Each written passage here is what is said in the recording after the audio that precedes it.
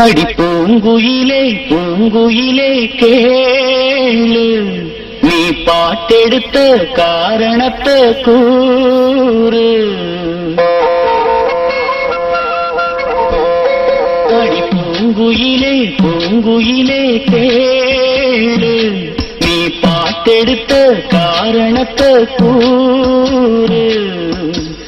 யாரிடத்தில் மனசு போச்சு, நூறு போல உன்னுடம்பு ஆச்சு.